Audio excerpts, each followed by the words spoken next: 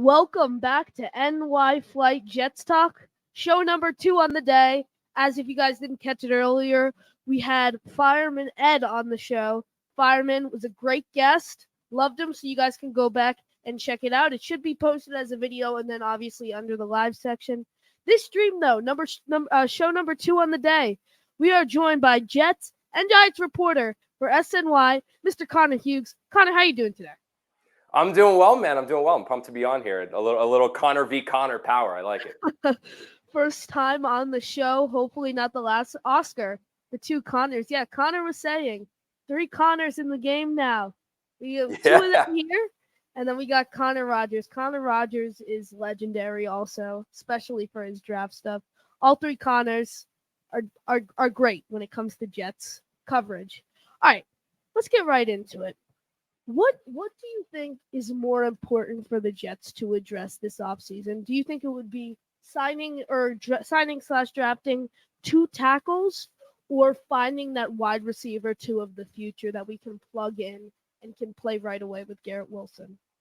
Yeah, so honestly, Connor, I think it's probably the offensive line because that's where it starts and where it ends. And I think some of the issues the Jets had at receiver last year, they were mostly, I think, quarterback related. I think Aaron Rodgers will make a lot of those guys better, specifically Allen Lazard will get more out of Xavier Gibson, and I think he's going to make Garrett Wilson an all-pro. The bigger issue that the Jets had on offense is just that they really struggled immensely up front, both in run blocking and pass protection. And I think maybe it wasn't necessarily even that they didn't have the horses, but the horses that they did just had injury after injury after injury. So it looks like this team's going into the offseason needing, as Woody Johnson said or told Brian Costello down at the Super Bowl, basically he named every position on the offensive line. But depending on where Elijah Vera Tucker is going to play, whether that's guard or tackle, you're going to need either the guard or the tackle, whatever position he's not playing. A new left tackle, absolutely. And the only 2 mainstays are left guard and center there with Tittman and Laken Tomlinson. But I think if the Jets can fix up that offensive line and at least get that group to playing at an above-average level, Aaron Rodgers will make an above-average offensive line look good to potentially very good. And then that's going to start opening up things on the ground game with Breece Hall. That's going to open up more in the passing game with you have Tyler Conklin, Jeremy Ruckert, I think is going to take a next step. And then Garrett Wilson, Xavier Gibson, and like I said, Allen Lazard. So I think receiver, maybe not necessarily luxury, Connor, because they do want to add another weapon there opposite Garrett. But I think if you're ordering the priorities of what they got to do, it starts and stops there with the offensive line. I agree. I was talking about it a couple days ago, couple weeks ago, and earlier today with Fireman Ed. Every position on this offense needs an upgrade. Quarterback, we need a backup quarterback 2, and maybe even quarterback 3. Running back, I don't think Izzy can fill that RB2 hole in his second year with this team, given he didn't have many touches last year. Wide receiver, we need a wide receiver 2, and also 3 is a need. Tight end, if we're going to cut CJ Uzama, we need someone who can fill that hole, someone who can just a veteran who could play tight end. Going to the offensive line, we need 2, maybe even 3 starters on the offensive line. Every position needs an upgrade on that side of the ball, but defense, there are some problems, but they're not priority. If you look, we could use some interior defensive line help. Yeah, that would be nice. We could also use some safety help, as Tony Adams is our only safety under contract.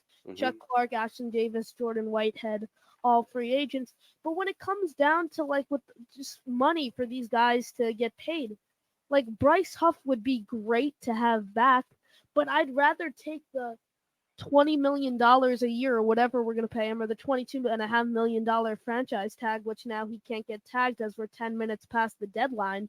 But whatever we were going to pay him, spread that out. Get a solid, bring in maybe a Tyron Smith type of guy, a veteran who can come in right away, be a leader, and start. Or maybe that's signing a CJ Gardner-Johnson to be a safety 1, and maybe Tony Adams can learn under him. Those little moves, I'd rather make a difference. Rather bringing back Bryce Huff. I get it. Bryce Huff, undrafted free agent.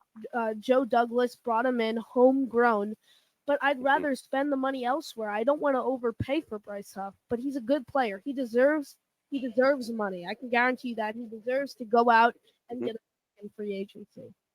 And I think he's going to get it, Connor. I do, and you made a good point. Now, I think my argument that I've made consistently, and I've jokingly talked about this with people over in the Jets building as well, who kind of threw the oh, it's hindsight. Oh, you're just saying that now. You're just saying it now. It's like, no, there's clips on SNY from the draft show of me saying the same thing. Is it goes back to that first round where they took Will McDonald. Will Yes. McDonald can turn into being a very, very good player. He can be a double-digit sack guy, but in my opinion, you didn't necessarily need to draft Will McDonald because you already had Bryce Huff. So what you want to hope is that Will McDonald over the next couple of years develops into the pass rushing force that you already had in Bryce, which is why that draft, I believed it at the time, and I still believe it now. They would have been significantly better had they used that first round pick on an offensive lineman. Well, all the offensive linemen were gone. Well, then fine, pivot to receiver, because this Jets team as a whole going into 2024, I do believe they are better if they had re-signed Bryce Huff and then they had drafted somebody like a Zay Flowers, like a Jordan Addison, like a JSN. Now suddenly you have that wide receiver too opposite Garrett Wilson. You're bringing back Bryce Huff. Now you have that pass rushing rotation that you like. And now you're just sitting there focusing on, okay, what we can do at the offensive line. And clearly Joe Douglas didn't have very high grades on those receivers. That's why the Jets didn't go out there and make one of them their draft pick. I think they expected to get significantly more out of McCole Hardman and Alan Lazard than what they did. That obviously was something that surprised them a bit with the lack of production they got from them. But that is something that, again, this staff, this front office, the people that are paid big money to make these big decisions, they have to have the foresight to realize that, look, Bryce Huff is a dominant force. And I know he didn't have the double-digit sacks like he had this year, but the production, his pass rush win rate was up there with guys like Micah Parsons. Give him the opportunity as a homegrown player to reward him, be a success story. One of the few draft success stories outside of that draft a couple years ago that they had with Sauce and Garrett and Brees. Be one of those true success stories that this organization has had and invest in him and then get something that you didn't already have. Because even O'Connor, when we looked at that draft last year, we all said it was more of a good thing. It was another pass rusher when they already had a stable of pass rushers. Go get what you don't have, which was an offensive lineman or a receiver. They didn't do that. Now they're going to let Bryce Huff, a proven player, walk. Hope Will McDonald develops into a player like Bryce Huff could have been. And they're looking for a player that they would have been able to draft had they taken JSN, Addison, or Flowers. I agree. I think looking back in hindsight, Flowers would have been the best move. I personally thought they were. I thought they were, and I personally wanted JSN. I thought he was going to be great. Like I feel like a lot of Jets fans wanted JSN. You mentioned Joe Douglas's draft. Here is the draft chart. I know I've pulled it up a couple times, but here's the draft chart from Joe Caporoso. I think he made it. These are Joe Douglas's drafts as the Jets general manager. And if you look at them, they're not good. That's the only way to put it. They're not good other than the 2022 class. They're not good. If you obviously if you look, a lot of these guys are hurt. And then if you go all the way back to the 2020 class, his first year, I mean, one guy was a starter on the Jets, and it was Mekhi Becton, who had incompetent season. I mean, he stayed healthy, but he wasn't a competent tackle. Some people were saying move him to guard. I think he's too big to play guard. And obviously coming up free agent, he's going to be gone. So if you really look, I mean, the big four, big three in the 2022 class, and then Tippmann, I feel are the only bright spots really in that. Oh, and Michael Carter, the cornerback. He's best nickel corner in football. Other than that, I mean, that's just bad. That is a bad poor drafting over the last three years. Yeah, I agree with you. And the one thing that I give Joe and his staff, this is the one thing like I've gotten into arguments with people about is that, my criticism of Joe and the offensive line isn't specifically with the offensive line. It's and his draft record in general. It's not like he's ignored positions. You know what I mean? When Mike McCagnon was this team's general manager, and when John Idzik before him, although I didn't really cover too much of Idzik, McCagnon specifically, he would ignore important positions, and then the regular season would run around, and it'd almost be like the Jets were caught with their pants down, and they wouldn't have answers. Like there was the year where he legitimately, actually the year where he ended up getting fired, where he had the Jets positioned to go into the regular season without a center. And then, Joe Douglas ended up taking over for him. They had to scramble to go get Khalil, and that obviously didn't work at all. But it was because the Jets were ready to begin the season without a starting center. That hasn't been the case with Joe Douglas. I mean, you look at what he's done throughout his tenure. He's invested significant resources at receiver. They just haven't panned out. I mean, obviously Garrett Wilson is a star, but he's also used 2 second-round picks on Denzel Mims and Elijah Moore. Those are significant resources. Mm-hmm. You're not expecting to use second-round picks on those guys and then have them playing for other teams within 2 or 3 years after you've drafted them. Specifically on the offensive line, there are first-round picks like Mekhi Becton invested in the offensive line, major free agent dollars invested in the offensive line. It just hasn't worked out. So it's almost like the mindset is right where they are putting money and putting draft picks into these positions. It's just they're signing and drafting the wrong players. You know what I mean? How much different does this offensive line look if they had drafted Tristan Wirfs instead of Mekhi Becton, and if they have chosen to re-sign Morgan Moses instead of letting him go back for just a couple $1 million more to Maryland and play for the Ravens, right? I mean, they had players in this building that did it. They just haven't necessarily done it. I know I've gotten in arguments with Jet fans, but I still believe Elijah Moore is a hell of a football player. Haven't really been given an opportunity to show it. I know he wanted out, and there were all these other things. I do believe that his issues, or I should say, I know his issues stemmed more with the quarterback play than it did the Jets organization as a whole. He would have been fine with Aaron Rodgers. But yeah, I think that's the head scratching thing with the Jets, because their theory is right, their practice isn't, and it's been that way for the last 5 years with Joe Douglas. And you really hope that this year that's going to change, because Connor, if it doesn't, you and I are going to be doing one of these hits in a year now, and we're going to be talking about what the vision of the new general manager and the new head coach of the Jets is going to look like. I agree. Well, we know they're coming back this year, so this year is the make or break year.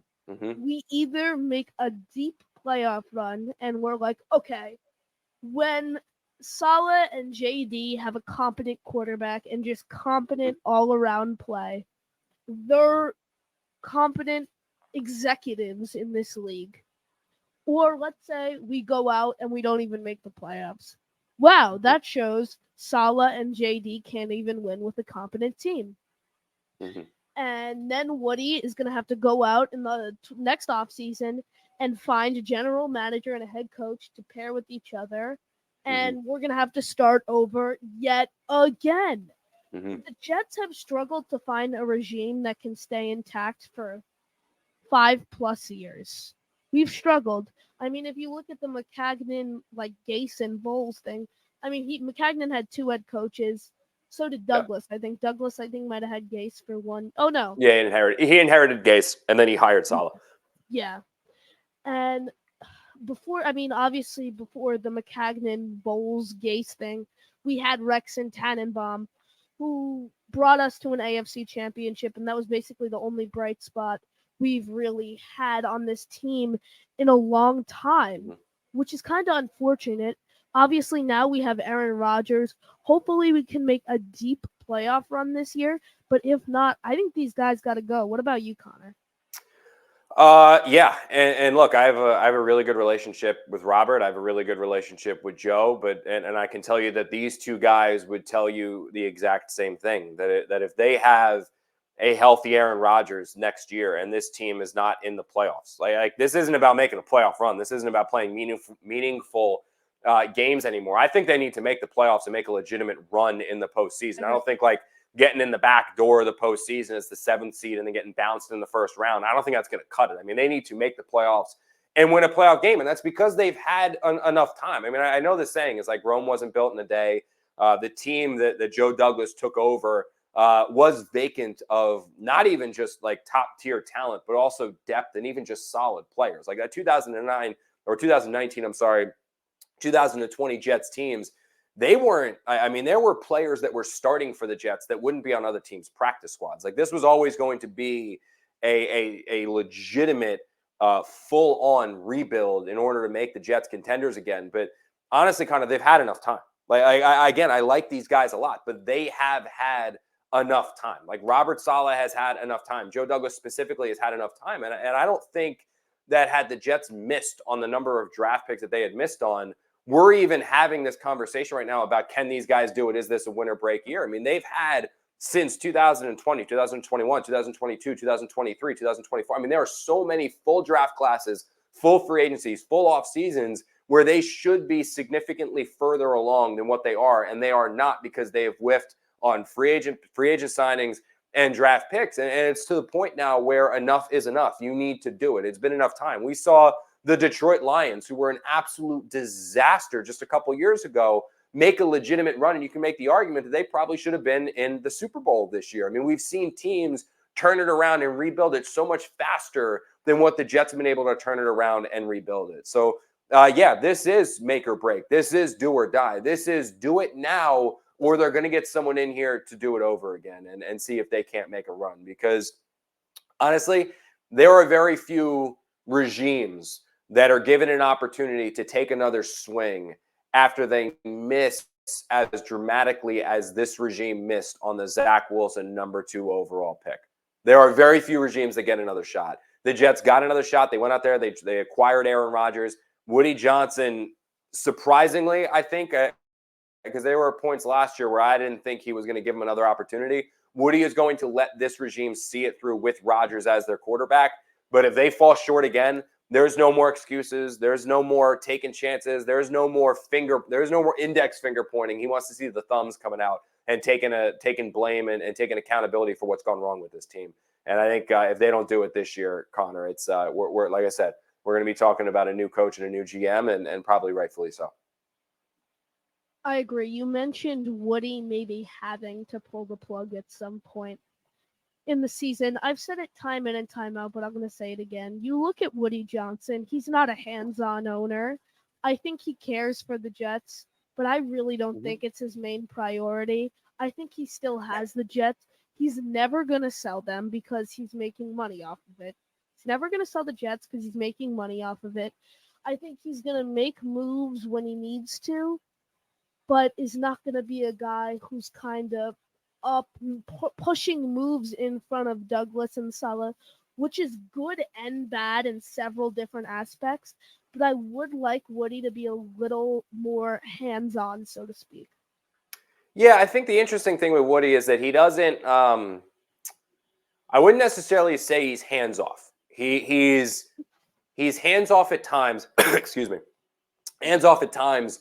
And then it's almost like there's moments where he'll pick and choose and then get himself really involved. Like there will be moves that the Jets make that he had a lot of influence on. And there'll be moves that the Jets make that he really wanted to get done, so they get done. You know, when this team brought back Darrelle Revis, that was a Woody Johnson move. When the Jets made the acquisition of Tim Tebow, that was a Woody Johnson move. Some of the offseason signings this year to help with the quarterback, that was influenced by Woody Johnson because he wanted to get pieces in this organization that Aaron Rodgers was very familiar with. So he does involve himself, but he has been better, I think, since he's come back from when he was the UK ambassador, or the United States ambassador to the UK. Since he's come back, he has been better with this as Joe Douglas's show, and he's going to let Joe Douglas see it through, which is, I think, a good move, because there are owners out there that have significant football backgrounds and guys that know that they've done it. I think Woody, he doesn't necessarily have that huge football background.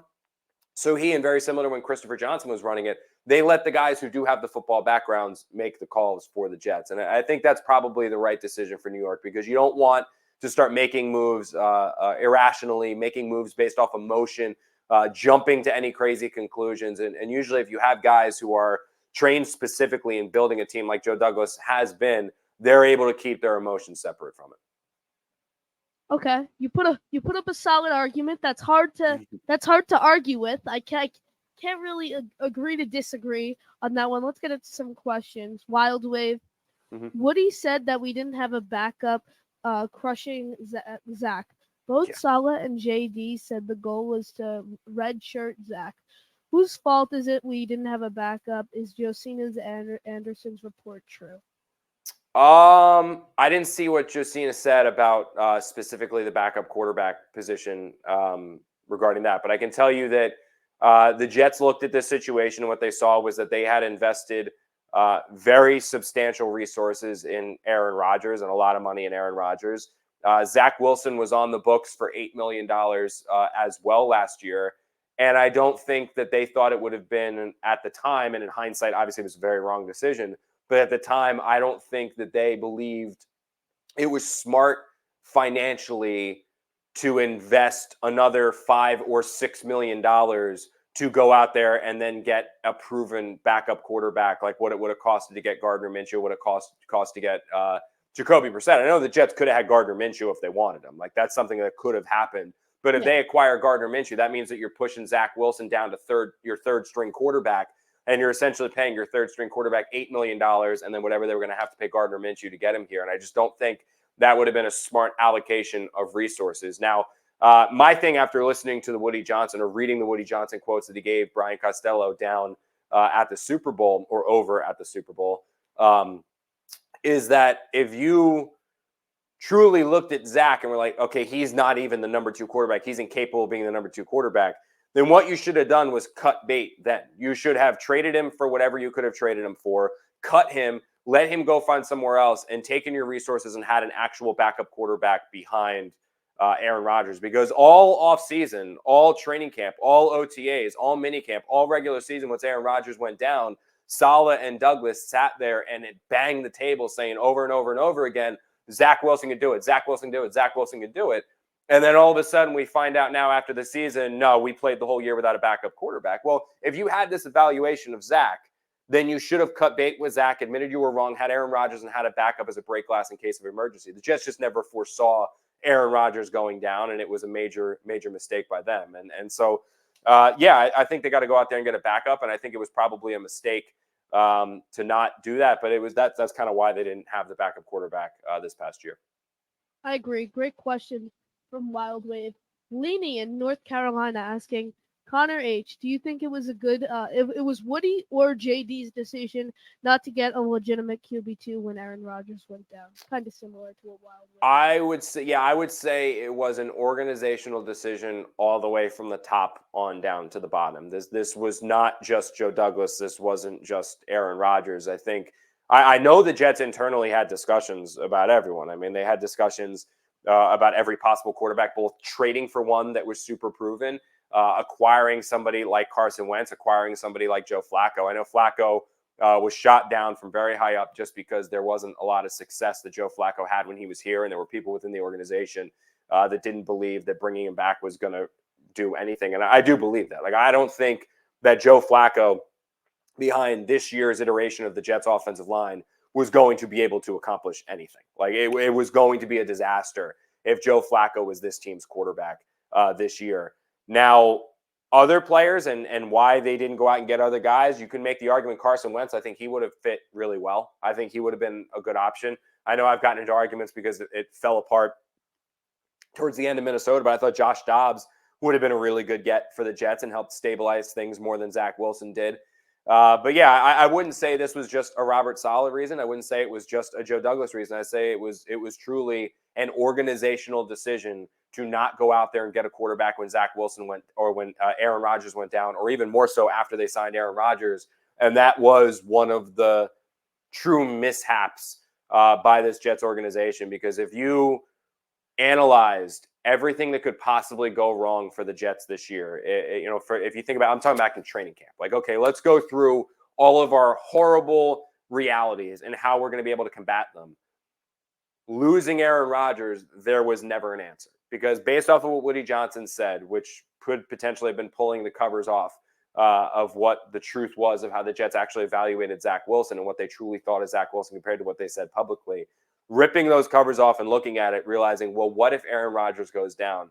The Jets never had an answer for that. And that is truly what I think damned them this year, because there were games that Boyle lost them, games that Zach Wilson lost them, that if they just had competence at the quarterback position, baseline competence that you could have gotten from Carson Wentz, that you could have gotten from Josh Dobbs, that you could have gotten from really a number of other quarterbacks you could have gone out there and gotten, the Jets are probably in the playoffs this year. And they made the organizational decision to not go and get a legitimate backup quarterback. And that was the wrong decision to make. I agree. It was completely just a poor decision made. Like, It can't hurt to just add a quarterback 3. oh yeah, we go out 3 weeks later and let's sign Trevor Mm-hmm. Siemian to the practice squad. Trevor Mm-hmm. Siemian. Tim Boyle's stats don't even college Yeah. stats too don't even show Yeah. why he should literally be in the NFL and the Texans signed him to a future Yeah. contract. I mean, that's the stuff that bothers me. If you look at Tim Boyle, he should not be an NFL quarterback, and that's Yeah. what bothers me, that he is still getting opportunities in this league. It's just poor management throughout the whole organization costs us a Yeah. season. You're right. I mean, it did. Now, look, I like say the Jets had gone out there and say they got like Wentz is the one where I truly believe that Wentz would have made the biggest difference. Say they go out there and they get Wentz. Wentz isn't leading them to the Super Bowl. Like Wentz isn't leading them on some magical run, but I think Wentz gets them to the playoffs. Like I do genuinely believe the Jets are a playoff team with Carson Wentz. That was probably the one that I always go back to. And when he ended up signing with them, from my understanding, like it wasn't a money thing. It wasn't like Wentz didn't want the opportunity. Like at one point, somebody had said something like, well, maybe he doesn't want to be on the practice squad to be called up. Well, don't make him the practice squad. Like sign him to the active roster. Like it was a number of other things. And again, it was a mishap and a poor decision by this organization to go that route. Yep, it's just another. I agree with what you said. He wouldn't have brought us to the Super Bowl, but we would have had more confidence, so to speak, putting him under center on Sunday, rather Zach Wilson. As we know, we don't trust Zach Wilson, and they didn't seem to trust him with this offense. So that's a problem. Oscar, Connor, is there a scenario where Joe Douglas can be aggressive and trade up for Joe Alt? Well, they don't have the second round pick. That's what hurts because the Aaron Rodgers trade. So there is, but I think he's going to probably. We'll know a lot on the offensive line based off of what we see the Jets do in free agency, because free agency comes before the draft. But I don't necessarily. If you're talking about moving up 1 or 2 picks because Alt starts to fall, maybe the Jets can do that. But I don't see them going all the way up to where I think Joe Alt's actually going to end up going in this draft. So they need to keep some of those picks. I wouldn't start mortgaging the future to go up there and get the one guy. Just because I don't necessarily think that's the right move. But if you're talking about 2 or 3 spots, yeah, maybe they can do that. Give them up something in 2025. But where I think Joe Alt's going to end up going, I don't think the Jets can be able to go all the way up there. I agree. Someone, it was not Oscar, but someone on my stream earlier with Fireman Ed asked the question if we could trade up and go for Joe Alt. I said if we were going to have to trade up that high to get that many picks, I'd rather just trade up 2 picks higher than we would have to and get Marvin Harrison Jr. Like at that point, they're probably going to be like 2-3 picks apart. If we're going to try to make a move and trade up, you're trading up to get Harrison. I like Joe Alt because I look at Joe Alt and I see Joe Thomas in him.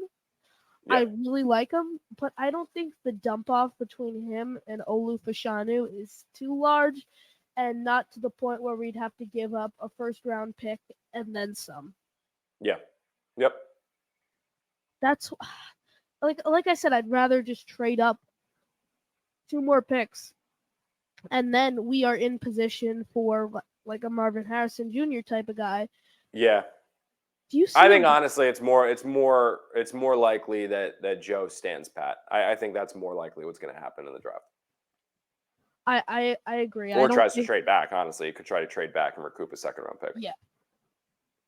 Who replaces Rex Hogan and Chad Alexander? Do they promote Bill Savage?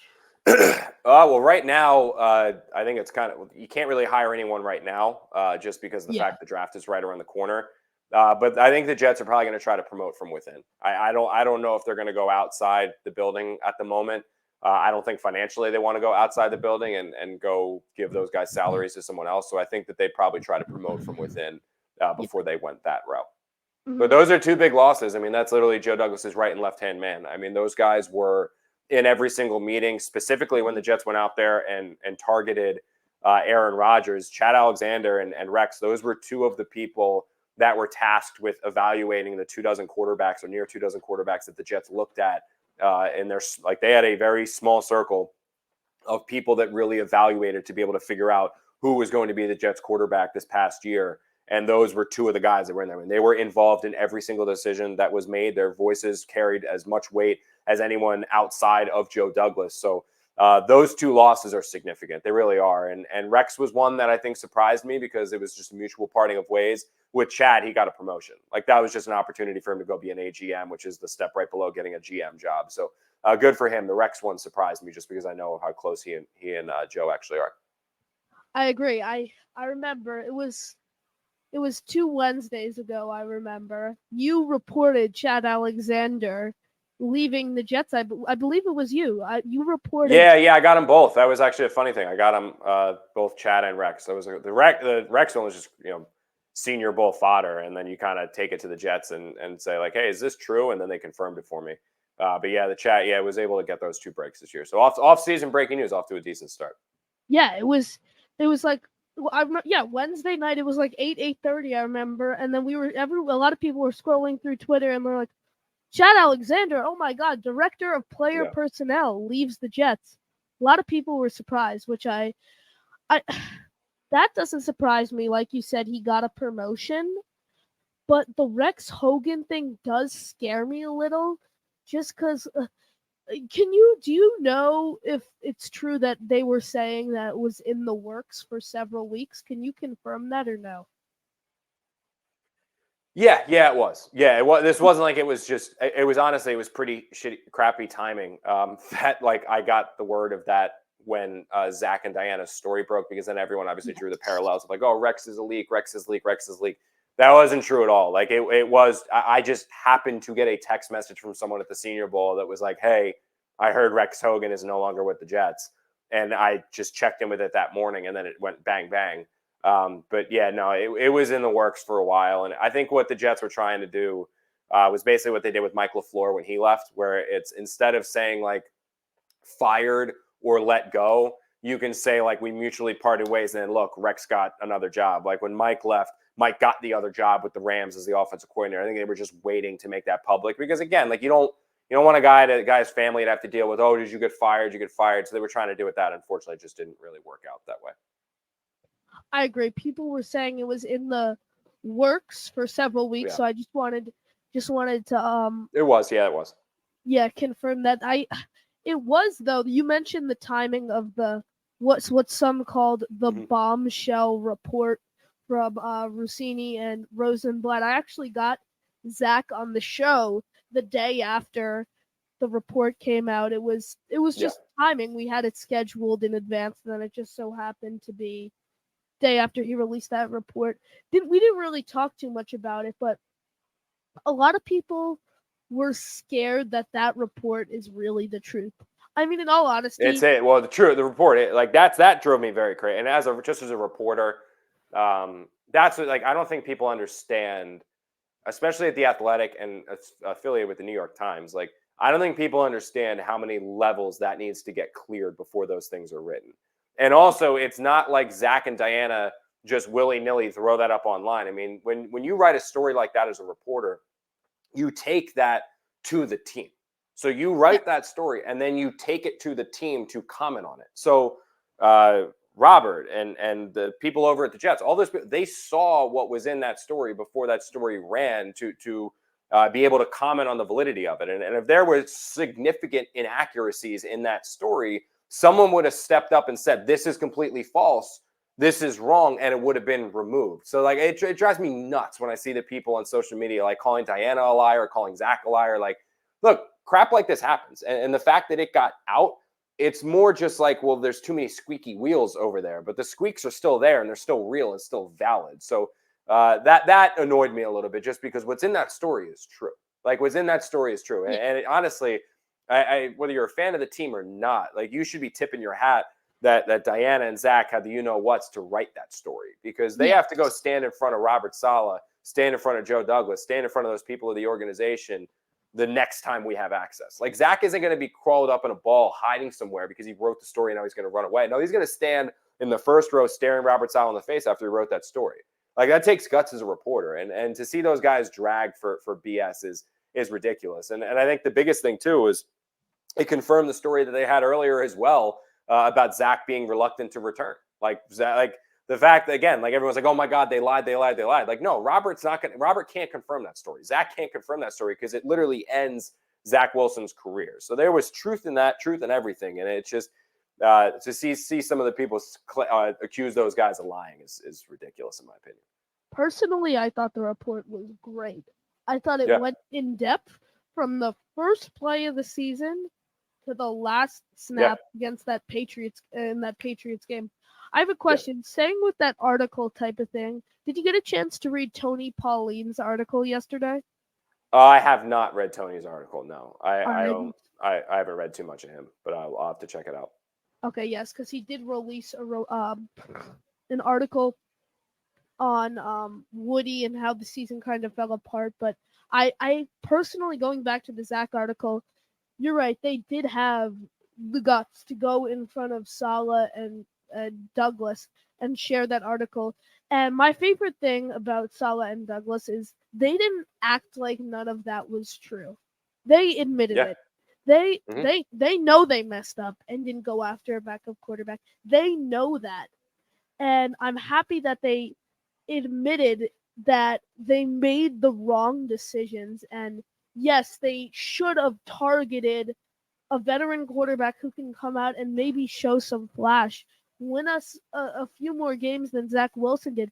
Someone we have confidence in, who we can let run this offense without having to throw 2-yard passes on 3rd and 14. Like, just a bad move by Saleh and Douglas. Yeah, I agree. You can't harp on that enough because it really, really hurt our season. It, like you said, Carson Wentz isn't going to bring us to the Super Bowl, but I think he can show more flash than Zach Wilson did. I agree. The one thing I said I was a little excited about when we promoted Tim Boyle to starter for that Black Friday game, I said, hey, maybe they'll let him run the offense because he knows Hackett's type of offense. That was the only bright spot I saw in promoting him to the starting quarterback. Because if you have Tim Boyle barely remained a starter in college, and he's starting an NFL game for you.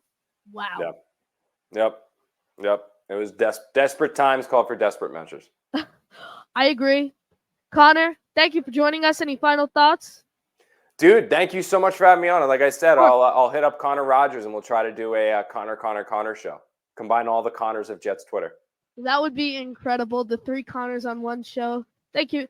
Thank you for joining us. Everyone, thank you for watching. And as always, JETS, Jets.